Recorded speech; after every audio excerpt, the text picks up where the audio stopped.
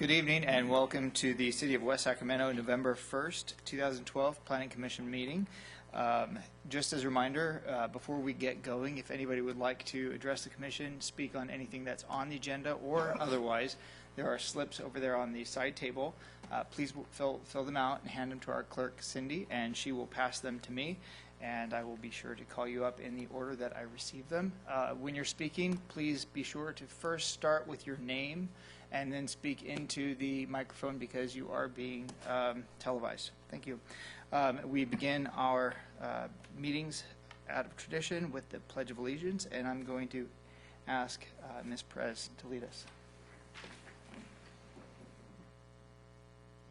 I pledge allegiance to the flag of the United States of America and to the republic for which it stands, one nation, under God, indivisible, with liberty and justice for all. Thank you, Jennifer. First item on the agenda is presentations by public on matters not on the agenda but within the jurisdiction of the Commission. At this time, I don't actually have any requests to speak for anything that's not on the agenda. So moving on to staff communications. Yes, David, good evening, Chairman Liebig. It's nice to be at Planning Commission again. It has been a while. Just two items to note for you tonight. I do want to make sure that in your packet you saw the memorandum from myself regarding item number 2. We did receive a letter expressing a support for that project that came in late, so we weren't able to incorporate that into the body of the staff report, but we provided that to you regardless, so I want to make sure you saw that. And then secondly, received a communication from some staff from the port. Friday, November 9th, which is a week from tomorrow, there's a Cleaner Air Partnership Luncheon that they are inviting planning commissioners to. It'll be in Sacramento, and it's a free event. We can learn all the great things about air quality and also get a chance to tour the Township 9 district in Sacramento. So if anyone is interested in attending that, please contact myself or Cindy offline and we'll get you signed up for that. Again, there's no cost to attend as well. And so after tonight's matters are concluded and we get to informal discussion, I would like to just talk about our meeting schedule for the rest of this calendar year. So at this time, that concludes staff's correspondence. Thank you, David. Moving on to the next item is disclosure of ex parte communications. At this time, commission members need to disclose any communications that we've had with any of the applicants on tonight's agenda. I've had communications with the applicant on item number 2. Okay, thank you. I have none. Moving on to the consent agenda. There's one item on the consent agenda. It's just consideration of minutes from the September 6, 2012 Commission. Mr. Chairman, I'd make a motion that we approve the minutes of September the 6th. Moved by Commissioner Moore. Second. Seconded by Commissioner Chase. Are there any abstentions? Okay, all in favor, please signify by saying aye. Aye. Aye. Opposed? Hearing none. Moving on to the regular agenda now. Next item up is number 2, public hearing regarding the Maryland Avenue fence variance, number 12-1. Kathy? Good evening, Chairman Liebig and members of the Commission. This item is a variance request to the street side yard setbacks for an existing 6-foot-tall wooden fence which is located at 1005 Maryland Avenue. The fence was constructed within the street side yard setback. It's approximately 6 feet from the street, and the actual setback per the zoning ordinance is 15 feet if the fence is greater than 3 feet in height and less than 95% visually open. The property owner's parcel, however, is a very unusual configuration. It's essentially triangular in shape and is located at the confluence of 3 different residential streets, Maryland, Virginia, and Webster. And because of this, the and the location of the residence on the lot, there's not really a traditional backyard in the rear of the property like you would get with a house that's located on a more traditional lot, a rectangular lot, such as the majority of the lots in that subdivision. Because of that, staff has determined that the applicant's request really doesn't constitute a grant of special privilege, and feels that the lot does differ significantly enough from the surrounding lots. Also, because of the unusual shape of the lot, it appears that special circumstances do exist that deprive the property owner of privileges that could be enjoyed by their neighbors, i.e. meaning the use of a standard rear yard. That concludes staff's presentation. Staff respectfully requests that the Planning Commission conduct the public hearing, approve the requested variance subject to the findings and conditions listed in the staff report. If you have any questions, I'd be happy to answer them at this time. Thank you, Ms. Allen. Is the applicant here and wishing to speak tonight? The applicant's representative is here and will be available to answer questions if you have them. I'm not sure if he has a presentation for you. Okay. Prior to me opening up the public hearing, are there any members of the commission have questions of staff? Mr. Moore? Kathy, I asked you earlier today, and maybe we'll hear from the applicant, but when I drove by the property, it appears to me that on the east side of the property that the fence is further up than the building. And according to the little map they have on attachment 2, it looks like the gate for the boat is going to be parallel with the building. It appears to be several feet ahead of the building. Are we going to find out, are they planning to tear down that part and move it back, or is that where they're planning to have the fence, or do we know? I did ask them that question after you conferred with me. It is indeed several feet in front, and they're intending on keeping it at that location. So what we have tonight is not what the real plan is? This is somewhat of a slightly conceptual drawing, but you were correct in your observation. Okay. Any questions of staff before I open the public hearing? Okay, I'm going to go ahead and at this time open the public hearing. Even though I have no request to speak, if any commissioners have any questions of the applicant, this would be the time that we can call the applicant up. Otherwise, I'd say let's continue deliberations and questions to staff. Russ, then, I think maybe the applicant should tell me if he's going to move the fence back like he proposed in this, because we're voting on what he presented to us. Okay. And his map shows that that fence will be parallel to the building.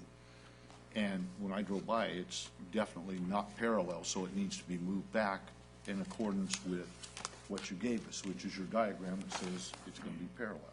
My name is Aaron Bach. Commissioners, I'm here to assist my friend Sam Martinez, as having done this before. At this time, there's really no plan to move that fence back. It's kind of been established at that line to give the maximum room in that backyard for the boat to be parked right there parallel. The diagram was very conceptual at the time it was drawn, and so if it's a little bit different from what is actually on the ground, that would be the one location that it is different. Given that, I still think that falls within the request for this variance and for the rationales behind the variance to assist in being able to park that boat in that back area. So, I mean, that's the rationale for it. Like I said, there's that one slight discrepancy in this drawing from what's actually out there. Is there a purpose of why it's different than the drawing? Tell you guys. Different than the drawing? Yeah. No, we went around and did it with the tape measure. I think we just missed that area and So if the fence was extending it out moved on the back, drawing. if the fence was moved back like you asked for, you still could park the boat there? No, the boat's 22 foot. We were trying to bring it in next to that area, next to the garage, without coming back into our patio door. That's why I extended it out 6 inches. It's So the approximately. reason you did it is because the boat won't fit? Yeah, That was my question. yes, that's what that, yes, that's Thank it. you. Yeah. Can I ask a follow-up question on that? Yeah. Just for my own mindset, how far are we talking here? 6 feet. 6 feet. From So the it's garage. it's forward 6 feet. Yeah. Thanks.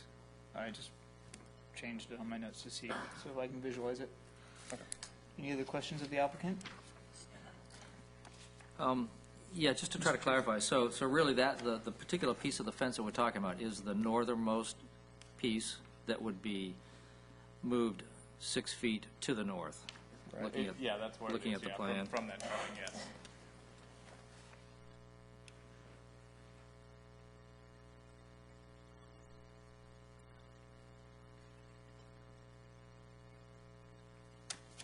Kathy, that front corner, it'd be the northeast corner, that still is within, or setback 6 feet from the sidewalk? The corner where, yes, he said it jogged in a little bit there, that they measured it when they built it. Okay. Yeah, everything on that side is 6 feet back from the sidewalk. Okay. I have no further questions of the applicant. If there's no other questions, thank you very much. You can sit down. Thanks. At this time, I'm going to close the public hearing, because Bab's not here to remind me otherwise. I'm back. Okay. I do have questions for Kathy, actually. Regarding, I have one question regarding the condition number 3. Since the purpose of this is to provide boat parking, it says the applicant shall provide a second driveway for movement of the boat to from the street to the yard. Could you review with me what type of driveway would be permitted?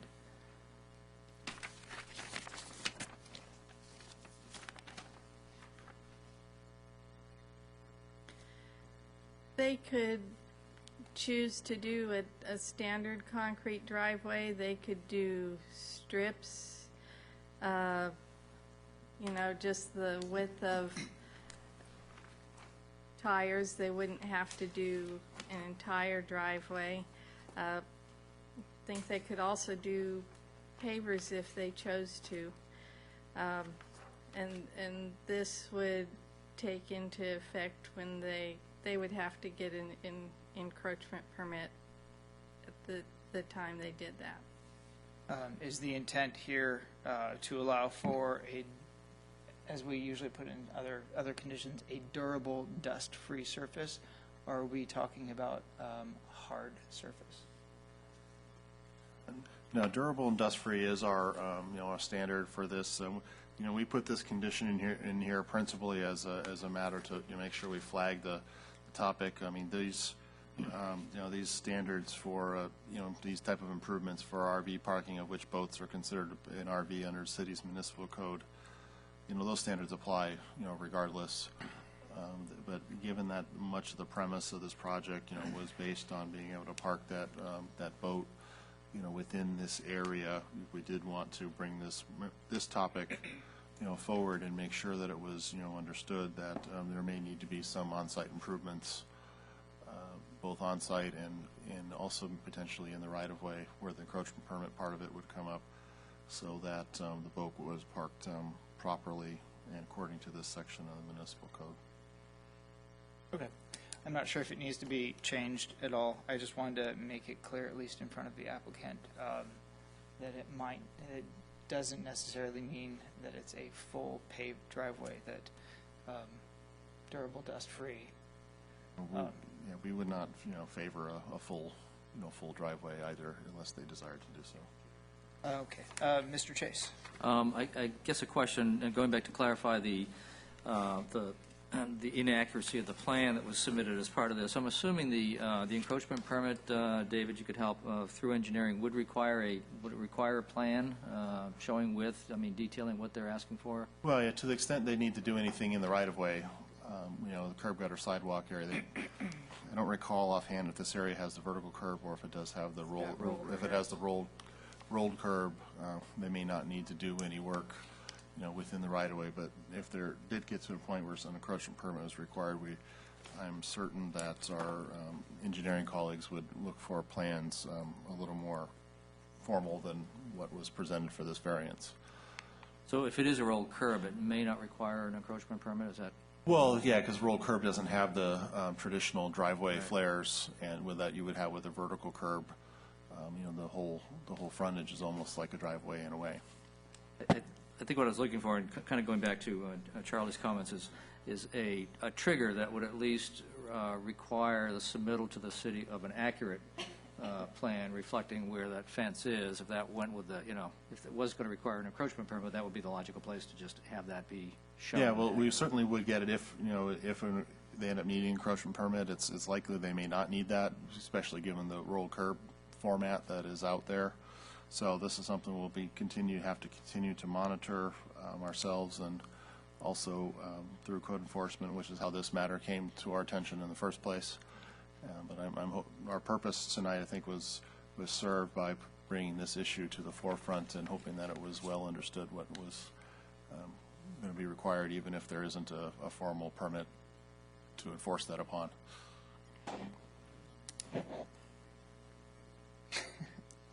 Sorry, the camera in the background caught my attention. Are there any other questions of staff? No? I just have a couple of comments. In response to the justification letter, I did want to note that I did find that it's a unique parcel. I will agree with that, and I agreed with Kathy's assessment. I did not necessarily agree that the ordinance limits the property value in this case. The shape of the lot may, but the shape of the lot is an existing issue. So, and then not being able to store the boat in the backyard isn't necessarily a hardship. It's nice to be able to do that. I'll agree with you on that one. But I generally do agree with Kathy's assessment that the shape of the lot does. I've lost my words here. The shape of the lot does provide enough reason for variance, in my opinion. So, with that, if there are no other comments, I will entertain a motion. Please, could I just ask one question before we make the motion, then I'm fine? Because I'm still a little confused. Now, we'll make the motion and grant them the extra 6 feet on the fence. But, David, is somebody going out to look at this then to make sure that that 6 feet area is still 6 feet away from the sidewalk? I think it was. I'm just not positive now that it's got brought up. Yeah, we'll need to do that, subsequent to this with the applicant, and go out there and their representative, Mr. Bach, Right. to do that. I mean, I think it is, but now that somebody mentioned it, now I'm not sure, so I didn't look close enough. But okay, that's fine. Thank you. I'd move that we approve the option 1. Okay, moved by Commissioner Olson, I'll second. seconded by Commissioner Perez. All in favor, please signify by saying aye. Aye. Opposed? Hearing none, moves unanimously. Thank you very much. I'd like to read the appeal procedure, please. Any interested party may appeal the decision of the Planning Commission in this matter to the City Council by filing a written appeal with the City Clerk within 15 days of tonight's action, and the appeal must be accompanied by the appropriate filing fee. Okay, thank you. Moving on to item number 3 on our agenda, which is the public hearing regarding Myrtle Avenue tentative parcel map, number 5014. Before we get going on this, so we just went through one hearing. It's kind of how it's going to go. because I do have a request to speak on this one. Generally, staff will present, and which time I'll bring it back to the commission to ask if there are any questions of staff. The applicant will then have an opportunity to speak, doesn't have to. I will open the public hearing and call individuals up to speak in the order that I received the cards. And then we will again ask questions of staff, close the public hearing, and return to deliberation for either a vote or a decision to carry over to another meeting. Rare these days, but it does happen. So I'm going to turn this over to, obviously not Sandra White. So Yes, Kathy will be pinch hitting for Sandra White on this project. okay. Kathy. Okay, this item is a tentative parcel map application to subdivide 1.29 acre parcel into 2 parcels. Parcel number 1 would be 0.15 acres and would contain the existing residence. Parcel 2 would be 0.14 acres in size and would at this time be just a vacant lot. There's currently a 120 square foot shed on the parcel, which the parcels as proposed to be configured, the shed would actually straddle the property line, and because of that, the applicant is proposing prior to recordation a final map to move the shed onto parcel number 1. It basically concludes my presentation. Staff requests that the Planning Commission conduct the public hearing, approve the tentative parcel map subject to the findings and conditions in the report. If you have any questions, I'd be happy to answer them at this time. Thank you, Kathy. Are there any questions of staff before we open the public hearing? No, I have one. Kathy, I know you talked about the shed on the map. On the parcel map, there's a square in the middle of the vacant lot, and I couldn't make out what those symbols were, what that is, if that was a structure that needs to go away or part of it. If you'd like, we can wait till we open the public hearing and then ask. Not yet. On the map, I read what you're referring to, does look like there is a remnant concrete pad of some sort there. It's not a building, this was as shown on the parcel map here. I just want to confirm there's nothing there that requires a city easement. Okay, that was actually the crux to my question. So at this time, I'm going to open up the public hearing. If the applicant is present and would like to speak, he or she can come to the podium at this time. It's not required, but if you want to, please again begin by stating your name. My name is Igor Kravitz, and I'm a civil engineer for this project. Yeah, I would like to clear that concrete pad. It's just a partially buried old concrete pad, probably from the previous shed or something like that. And we're meeting all standard requirements for the parcel split for area for street frontage. So it's pretty straightforward deal. Okay. Are there any questions of the applicant? I don't have any either. Okay, thank you very much, Mr. Kravitz. I do have a request to speak on this item. Mr. Blanco. If again you can begin just by stating your name. And in terms of fairness, we always have a 3-minute clock for those wishing to speak. 3 minutes, so you don't have to fill the whole 3 minets. But at the end of the 3 minutes, I'll just let you know that your time is wrapping up, and if you could wrap up your thoughts. I was going to get like 10 or 15 minutes. Knock your heads off. I got to start with, I've lived in Bright for over 40 years.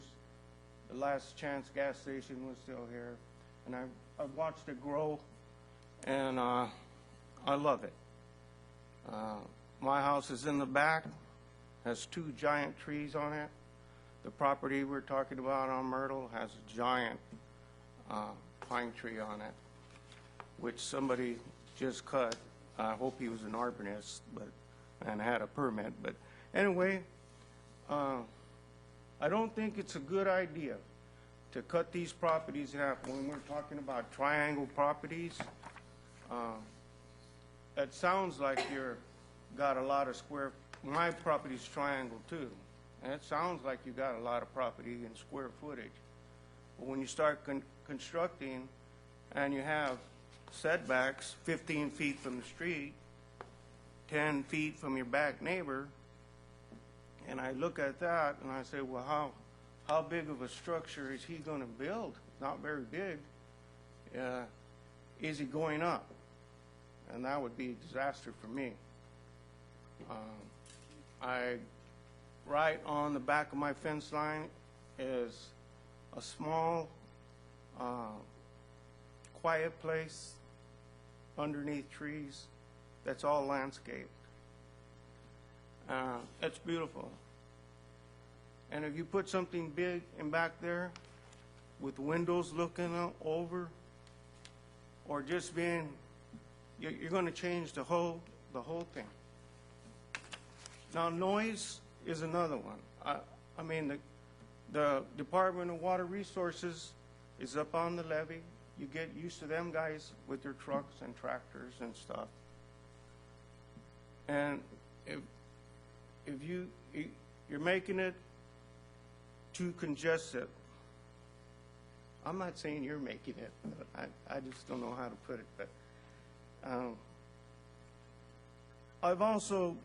I told you that I've lived here for a long time, so I've seen in my lifetime the properties that were divided, and I can tell you some bad ones that turned out to be ghetto trouble streets because it's so crowded. Get a little tiny property and put these apartments in them, or got them all bunched up. Now there's some already on Myrtle. Okay, there's two stories on Jasmine already.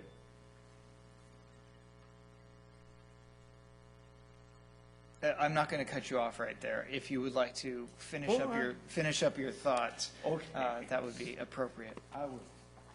I get a little emotional about this because I told you I love the area. Let me make sure I didn't leave off anything here.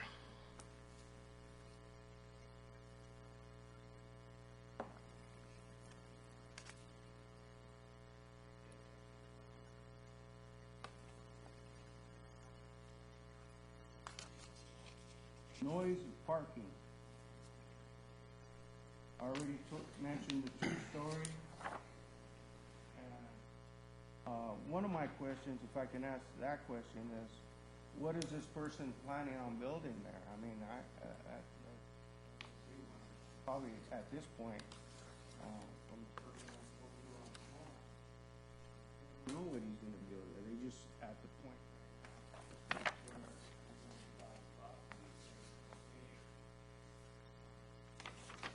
I explained a little bit about the surrounding neighborhoods.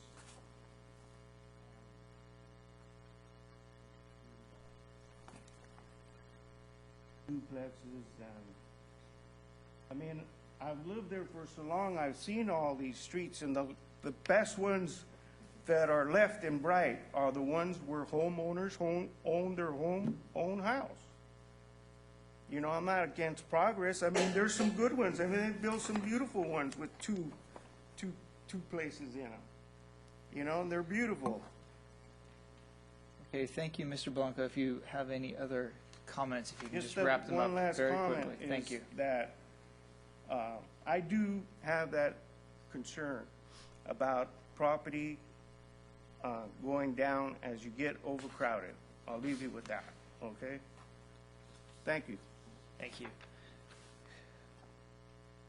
I'm going to leave the public hearing open at this time in case there are questions for the applicant. Kathy, I did pick up a couple of questions. One was particularly related to zoning. This is currently a single-family zone property. The assumption is it remains a single family zone property, correct? That's correct. It's zoned R1A, which is single-family residential. They're not proposing to attempt to change the zoning, just to split the parcel into two pieces. For clarification, can you put an apartment complex or any sort of apartment on this? No, only a single-family home. Okay. Mr. Chase? Yeah, a question for Kathy. In R1A zoning, Kathy, what is the rear yard setback? 10 feet. Yeah, it's 10 feet. Only 10 feet, huh? Yes. Okay. That's what I guess my question, and when I drove by it today, actually I saw that tree was cut. I don't know if the tree was cut down or not. Was it cut completely to the ground? Yeah. But I noticed in here that it said all the trees are going to remain. That's correct. Right. So, then I looked at it and I saw a bunch on the ground, but now that I think about it, I don't even know if I looked to see if it was cut down. I didn't pay any attention. Yeah, we'll be following up with the city's arborist on that matter to determine whether or not any tree permits were issued or if the tree in It question could have was just indeed been a limb, Dave. I don't know. I didn't Yeah, pay any it still attention. may have needed a permit depending on if it was a protected tree or not, so we will need to follow up on that for sure. So my other question would be, should they decide that, or should we decide that they can split the property, that little building has to be moved before they file for the map for the two? Yes, because as the parcels are proposed to be configured, it would be half on one parcel and half on the other. So they would need to relocate it or tear it down. one or the Right, other. either way. Well, it looked like it was fairly new, so hopefully they can move it. I don't know. I guess it doesn't matter. So we would do that first. Do we have any idea how big of a footprint of a building could be built on this? What size house, you mean? Yeah. Well, I mean, the lot as proposed is going to be over 6,000 square feet, so I mean, I'm not sure the exact footprint, but there's more than adequate size for a single-family home to be placed on it. A good-sized lot by today's standards in many respects. Are there any other questions? Are there any questions for the applicant specifically? If a house were to go on the proposed property, the driveway would have to come out on Riverbank Road, would it not? That's correct. Yes. And that street, the speed limit is probably a lot higher than it is on Myrtle, right? I mean, Riverbank Road is a pretty well-traveled, it's kind of an artery more than it is a side street, right? Mm-hmm. Sure. Driveway. There's Wait, okay. Now, you have to talk into the microphone. Thank you. Go ahead. Okay, sorry. There's already existing driveway cut from the riverbank to that property. Okay. Yeah, so we're just gonna have to adjust it a little bit, that's it. But that's already a driveway cut to Does the current house, does it use that driveway or does it use the one on Myrtle? Use Where is he? both driveways. And by the way, my client wants to build a smaller house on this property for himself and leave this existing house for their kids. So that's the case. Just curious, thanks. You're welcome. So just a clarifier on that, though, however, we are voting on the zoning. We're not picking the style of building going onto it, just to be clear. Okay, if that's the end of the public hearing, I'm going to close the public hearing. I have one more question. I'm sorry. For the applicant? No, for the staff. Okay, that's fine. Okay. Go Sorry. ahead. I'm sorry, the tentative parcel map that was given, it's hard to read for me to read the length on the back end. How wide is the property? What are the dimensions?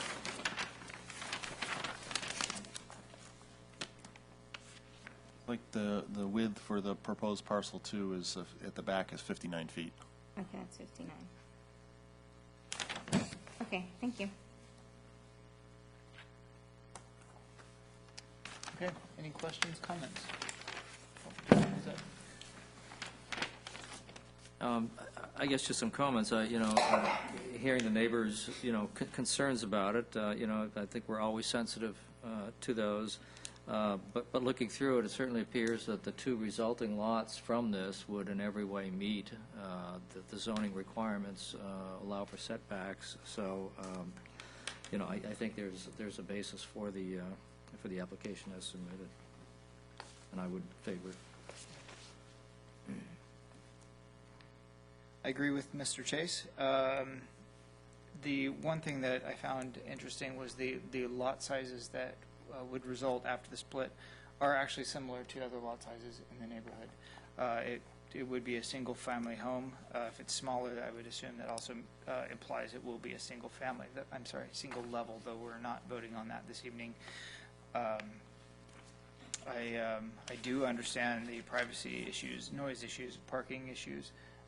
Again, we're ending up with a tenth of an acre parcel, which seems to be appropriately sized and similar to other in the neighborhood. I also noted there were no overhead utilities on either side of this lot, so that's not an issue there.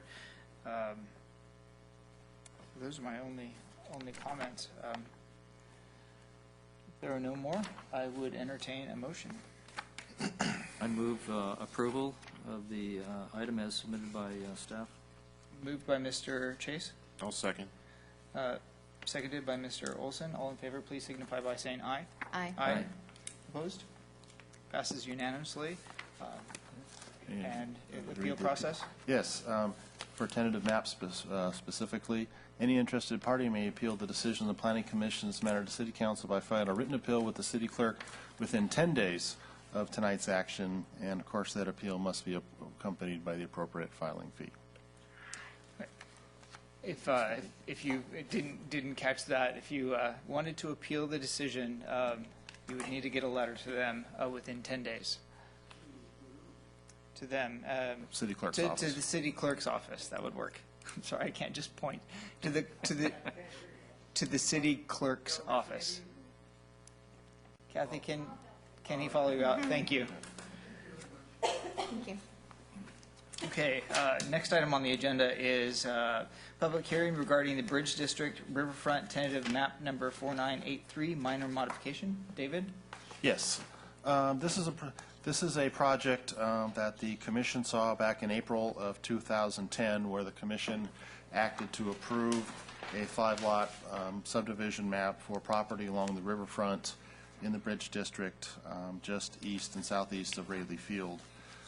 At that time, the applicant, who is present here tonight, sought approval of that particular parcel map and, subdivision map, and that was ultimately approved. Since that time, some new information has come to pass, and so they have submitted for this modification to that prior approved map, which has not gone final yet, by the way. And so now we're back tonight to consider those modifications.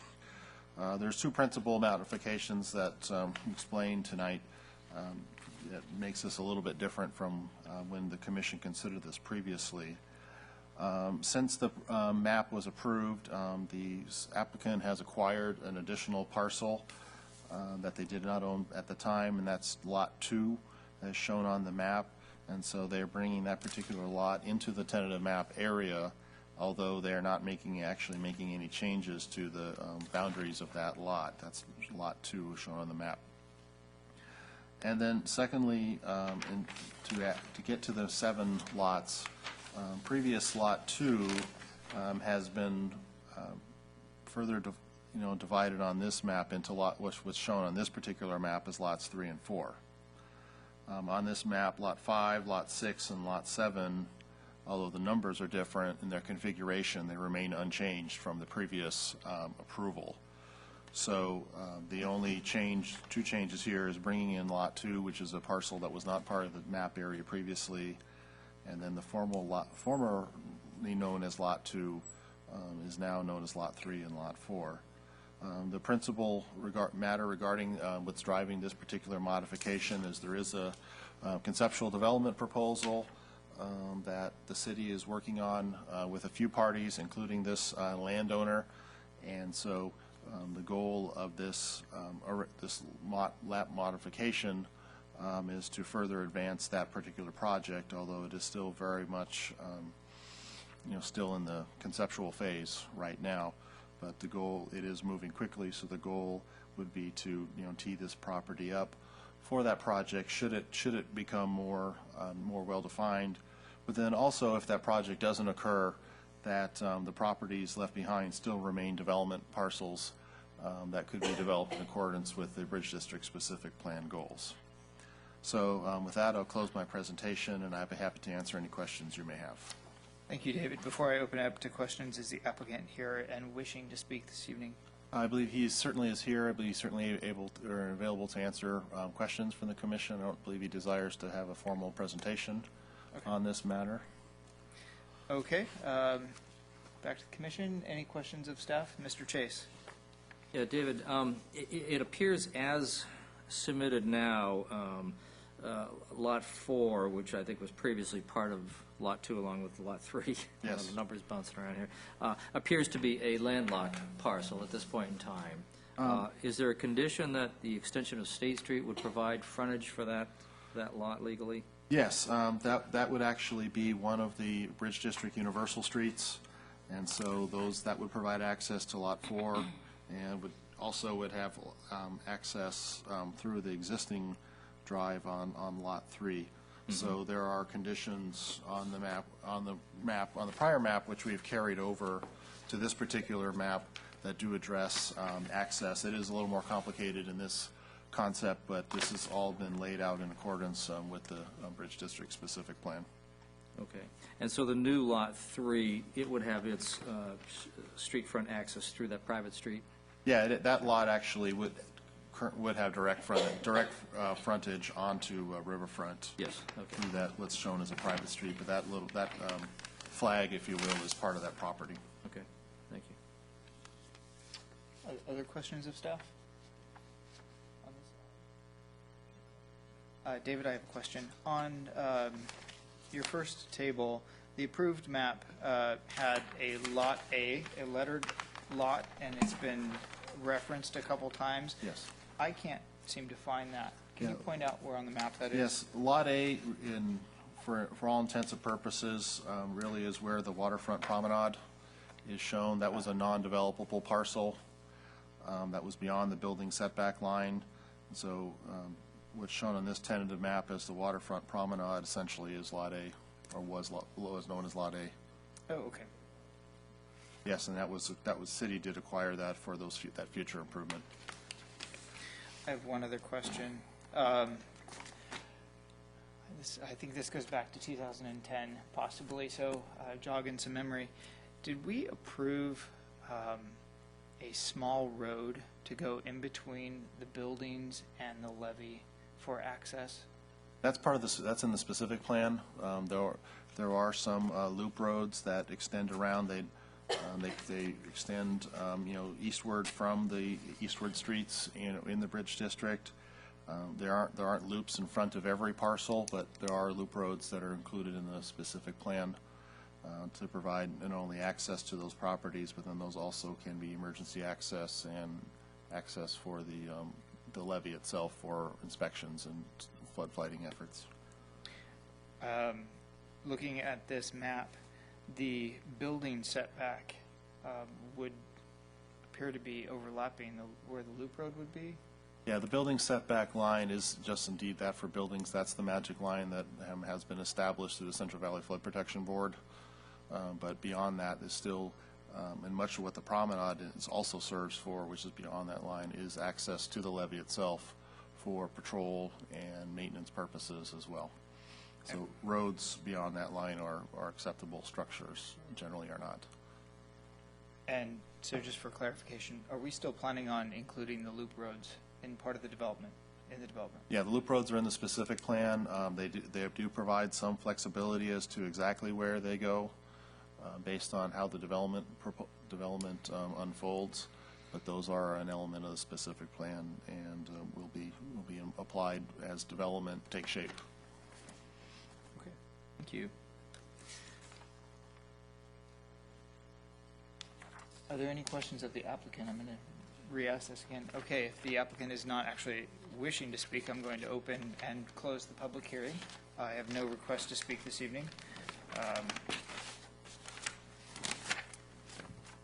And I have no additional questions or comments. This seems pretty straightforward to me, so at this time I will entertain a motion. Make a motion that we approve staff's recommended action. Moved by Commissioner Moore, Second? I'll give it to Beverly. seconded by Commissioner Perez. All in favor, please signify by saying aye. Aye. Opposed? Hearing none, passes unanimously once again. And that is it for items on our regular agenda. And moving us to informal discussion.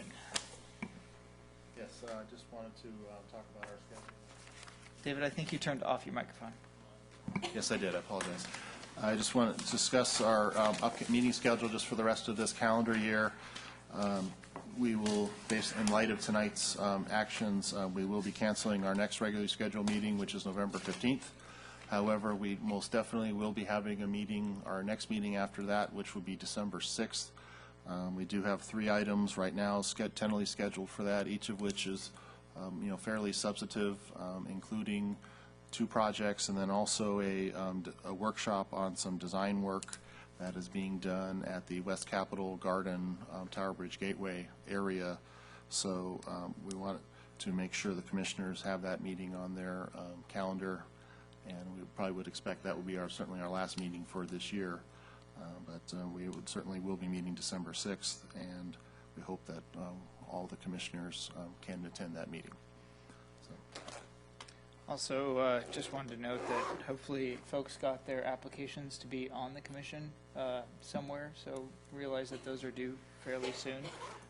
If you'd like to continue being on the commission, you do need to turn that in. So, with that, Oh, motion to adjourn. thank you.